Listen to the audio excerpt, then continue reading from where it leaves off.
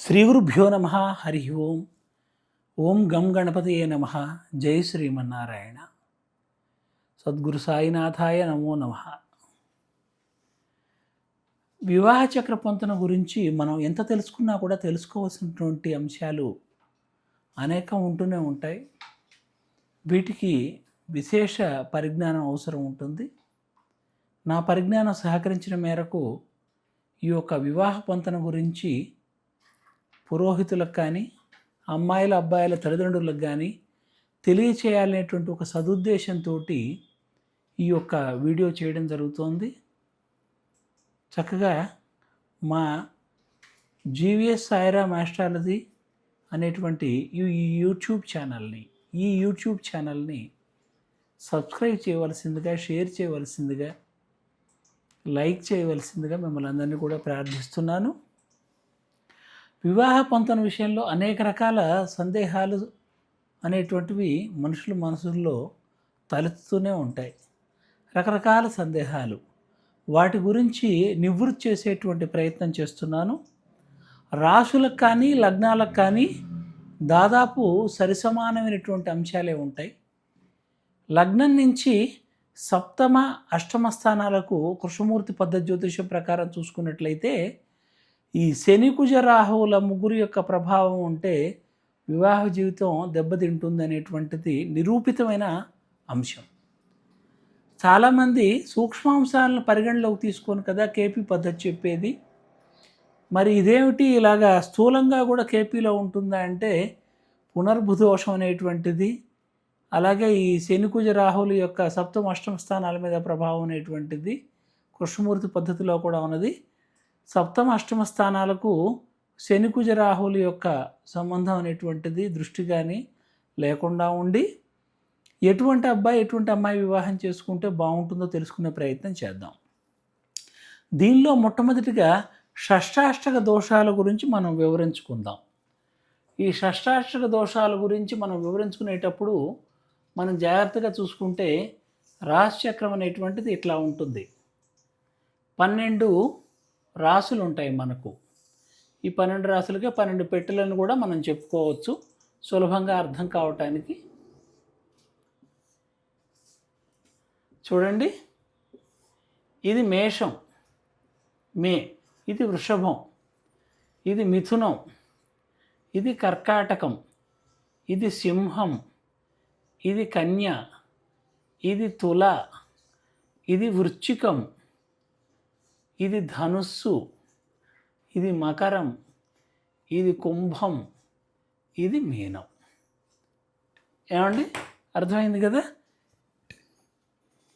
వీటి యొక్క అధిపతులను రాసుకునే ప్రయత్నం చేద్దాం. మేషానికి కుజుడు అధిపతి, వృషభానికి శుక్రుడు అధిపతి, తులకు శుక్రుడు అధిపతి, వృశ్చికానికి కుజుడు అధిపతి, మిథునానికి బుధుడు అధిపతి, అట్లాగే కన్యకు కూడా బుధుడే అధిపతి, కర్కాటకానికి చంద్రుడు అధిపతి, సింహానికి రవి అధిపతి, ధనుసుకి గురుడు అధిపతి, మకరానికి శని, అట్లాగే కుంభానికి కూడా శనియే అధిపతి, మీనానికి గురుడు అధిపతి. ఎప్పుడైనా గుర్తుపెట్టుకోండి, పరాశర మహర్షి చెప్పినటువంటి సూత్రం ప్రకారం మనం జాగ్రత్తగా చూస్తే ఈ షష్టాష్టక దోషం మేష వృశ్చిక రాశులకు పనిచేయదు, ఎందుకంటే అధిపతి కుజుడే కాబట్టి. వృషభ తులా రాశులకు పనిచేయదు, ఎందుకంటే శుక్రుడే అధిపతి కాబట్టి. అట్లాగే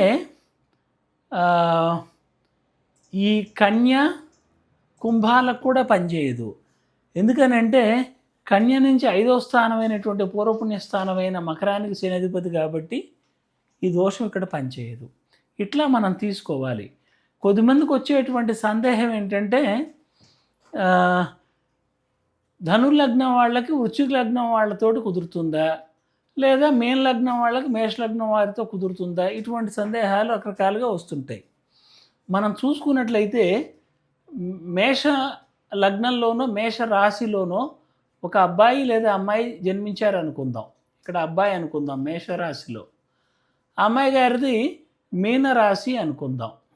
అమ్మాయి గారిది ఇలా అనుకున్నప్పుడు కుదురుతుందా కుదరదా, ఇది 12వ భావం అయింది కదా, పనికి రాకుండా పోతుందేమో ఈ అబ్బాయి గారికి అమ్మాయి అని మనం అనుకోవడానికి వీల్లేదు.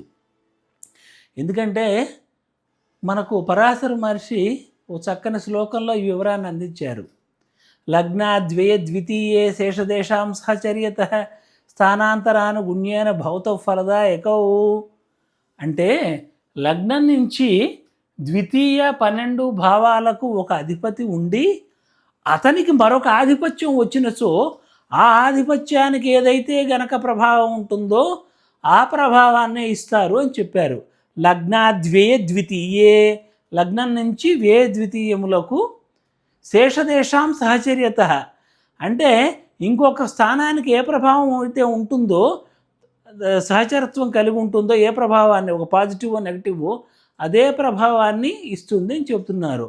స్థానాంతరానుగుణ్యేన భవత ఫలదాయకం, అంటే స్వయంగా వీళ్ళు ద్వితీయ వ్యయాధిపతులు ఫలితాన్ని ఇవ్వలేరు, కానీ ఇంకొక దానికి అనుగుణంగా ఉన్నటువంటి ఇంకొక భావం ఎట్టి ఫలితాన్ని అయితే ఇస్తుందో అట్టి ఫలితాన్ని ఇది కూడా ఇస్తుందని చెప్పారు. మేష రాశికి కానీ మేష లగ్నానికి కానీ 9వ భావం ధనుస్సు అవుతుంది. ధనుస్సు అయినప్పుడు ధనుస్సుకు అధిపతి గురుడు, 9వ భావాధిపతి పరమ పూర్వపుణ్య యోగకారకుడు, పరమశుభగ్రహం.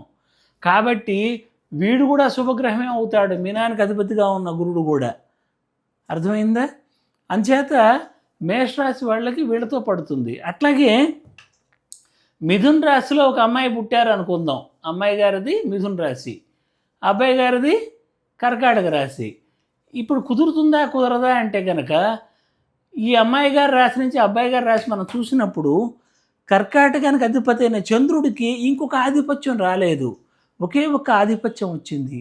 అందువల్ల చంద్రుడు మిథున్ లగ్నానికి కానీ మిథున్ రాశికి కానీ న్యూట్రల్, ఏమీ చేయడు, వ్యతిరేకత. కనుక మిథున కర్కాటక రాశుల వాళ్ళు కూడా వివాహం చేసుకోవచ్చు. ఇటువంటి అనేక రకాల మనకు చక్కగా మనం తెలుసుకున్నటువంటి అంశాలు, పరిమితులు, అనుకూలతలు, మినహాయింపులు, ఇటువంటివన్నీ కూడా చాలా ఉన్నాయి. చాలా ఉన్న విషయాలు మనం తెలుసుకునే ప్రయత్నం చేయాలి. తర్వాత చాలామందికి ఏమనిపిస్తుందంటే సింహానికి అధిపతి రవి, కన్యక అధిపతి బుధుడు, ఇద్దరు మిత్రగ్రహాలే కదా జ్యోతిష్యం ప్రకారం అంటారు. నిజమే, ఇద్దరు మిత్రగ్రహాలే, కానీ వాళ్ళిద్దరు పెళ్లి చేసుకొని కొట్టుకుంటున్నారు అనేటువంటి వాళ్ళు ఉన్నారు. అది వ్యక్తిగత జాతకాన్ని మనం సంపూర్ణంగా పరిశీలించి ఒక నిర్ణయాన్ని మనం తీసుకోవాల్సి ఉంటుంది. కృష్ణమూర్తి పద్ధతి ప్రకారం 7వ భావ సబ్లార్డ్ ఎవరైతే ఉంటారో ఆ 7వ భావ సబ్లార్డ్కి మరి ఏ నక్షత్రంలో ఉన్నాడో ఆ నక్షత్రాధిపతి ఎక్కడైతే ఉన్నాడో ఆ భావం వివాహానికి అనుకూలంగా చెప్పబడు, అంటే తప్పనిసరిగా చూడవలసింది అని చెప్పవలసిన భావాలు ఒక 3 ఉన్నాయి. అవేమిటి? 2వ భావం, 7వ భావం, 11వ భావం. అంటే చట్టబద్ధ సంబంధం కారణంగా, సమాజ సంబంధం కారణంగా మన కుటుంబంలోకి వచ్చే ఒక శాశ్వత మిత్రుడు లేక మిత్రురాలు అన్నమాట. 7వ భావం చట్టబద్ధ సంబంధం, మరి వివాహం, ఈ కాంట్రాక్ట్, ఇలాంటి విషయాలని చెప్తుంది. ద్వితీయ భావం మన కుటుంబాన్ని చెప్తుంది, ఏకాదశ భావం మిత్రత్వాన్ని చెప్తుంది. ఈ 2, 7, 11 భావాల యొక్క మరి సబ్లార్డ్లను, ఆ అధిపతులను, కారకులను, ఇలాంటి వారందరినీ పరిగణలోకి తీసుకొని సంపూర్ణంగా మనం పరిశీలించి ఈ విషయాన్ని మనం చెప్పాల్సి ఉంటుంది. ఇంకొక ముఖ్యమైన అంశాన్ని కూడా నేను ఈ సందర్భంగా వివరించాలి అనుకుంటున్నాను. అదేంటంటే అబ్బాయిలు కానీ అమ్మాయిలు కానీ కుజశుక్రులు కలిసినా, కుజశుక్రులు ఒకరినొకరు చూసుకున్నా, లేదా కుజశుక్రులకు పాశ్చాత్య దృష్టులుగా చెప్పబడు, అంటే అర్ధకోణ, కోణ, ఇటువంటి శుభదృష్టులు కలిగి ఉన్నప్పుడు అబ్బాయిలు కానీ అమ్మాయిలు కానీ చాలా వాళ్ళు రొమాంటిక్గా ఉంటారు. రొమాంటిక్ లైఫ్ని, అందమైన లైఫ్ని వాళ్ళు లీడ్ చేయాలనుకుంటారు. అలాంటి వారికి శుక్రకుజులు కలిసినటువంటి వారి యొక్క జాతకాన్నే మనం సూచించవలసి ఉంటుంది. అంతే తప్ప శుక్రకుజుల బలం లేని, బలహీనంగా ఉన్న అబ్బాయి జాతకాన్ని సూచించామనుకోండి, వారి యొక్క రొమాంటిక్ లైఫ్ అనేది నిస్సారం అవుతుంది. మనం స్పష్టంగా మాట్లాడుకోవాల్సిందే, నిత్యం రొమాంటిసిజంతో ఎవరు ఉండకపోవచ్చు, ఉండవలసిన అవసరం రాకపోవచ్చు, కానీ మరి వివాహ జీవితంలో అది కూడా ప్రధానమైన భాగమే కదా. ఈ అంశాలన్నింటినీ పరిగణలోకి తీసుకొని అబ్బాయి జాతకంలో ఏ దశలు నడుస్తున్నాయి, అమ్మాయి గారి జాతకంలో ఏ దశలు నడుస్తున్నాయి, నడుస్తున్నటువంటి దశాధిపతులకు మధ్యన మిత్రత్వం ఉందా లేదా అనే విషయాన్ని పరిశీలించడం అత్యంత కీలక అంశం. అంటే అబ్బాయి జాతకంలో నడుస్తున్నటువంటి దశాధిపతులు ఎవరైతే ఉన్నారో వారు అమ్మాయి గారి జాతకంలో నడుస్తున్న దశాధిపతులకు అనుకూల గ్రహాలు మిత్రగ్రహాలు అయి ఉండాలి. అలా అయి ఉంటే వాళ్ళ సంసారం బాగుంటుంది. అట్లా లేకపోతే సంసారంలో అనేక ఇబ్బందులు ఉంటాయి. ఇటువంటి సూక్ష్మాంశాలతోటి మేము చెప్తాం ఎవరికైనా. అందువల్ల తగినటువంటి దక్షిణ చెల్లించి మా దగ్గర మీరు చెప్పించుకోవచ్చు. అట్లా కాదనుకుంటే మరి ఉభయ తెలుగు రాష్ట్రాల్లో కూడా అనేక మంది మహానుభావులు ఉన్నారు చెప్పేటువంటి వారు. వారిని సంప్రదించండి. వారి దగ్గరకు వెళ్ళి చక్కగా ఈ యొక్క వధూవర పొంతనను చూసేటువంటి ప్రయత్నం చేయండి. అంతే తప్ప అన్ని పాయింట్లు వచ్చాయి, ఇన్ని పాయింట్లు వచ్చాయి, 36కి ఇన్ని వచ్చాయని చేస్తే ఆ వివాహాలు చాలా వరకు విఫలమవుతున్నాయి. ఈ అంశాన్ని మనం మర్చిపోకూడదు. మనం కృష్ణమూర్తి పద్ధతి ప్రకారం జాతకాన్ని చిట్ట చివరిగా సమీక్షించుకొని వివాహం చేసే ప్రయత్నం చేస్తే చాలా బాగుంటుంది. విన్నందుకు మీ అందరికీ ధన్యవాదాలు.